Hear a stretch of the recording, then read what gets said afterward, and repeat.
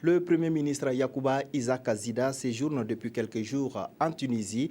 Hier, le chef du gouvernement burkinabé s'est entretenu avec des autorités tunisiennes. La coopération bilatérale, mais aussi l'organisation des élections générales au Burkina Faso sont les principaux sujets qui ont été abordés. Des précisions avec nos envoyés spéciaux Yacouba Gamene et Karim Patrick Namouano.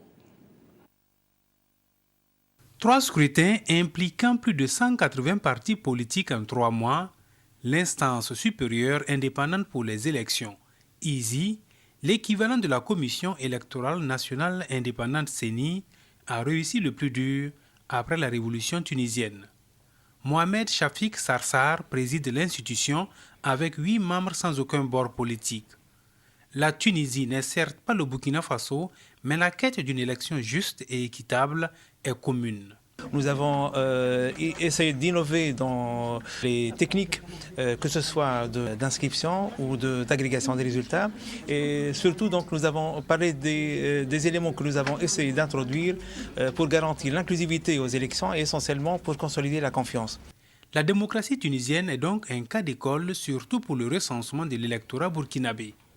Ici en Tunisie, il suffisait de composer sur son téléphone portable et puis avec le numéro de son document d'identité pour être inscrit sur une liste électorale. Et donc nous avons trouvé cela très intéressant. Alors nous allons continuer les échanges avec eux pour voir comment est-ce que nous pouvons importer chez nous cette technologie, cette méthode de faire.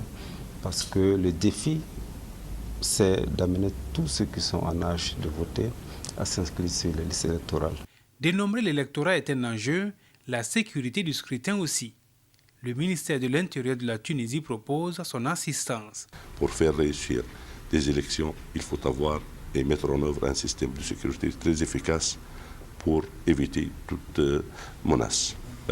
J'ai de disponibilité des Tunisiens pour aider ce pays par tous les moyens. Les promesses sont fermes. Les élections d'octobre 2015 auraient certainement une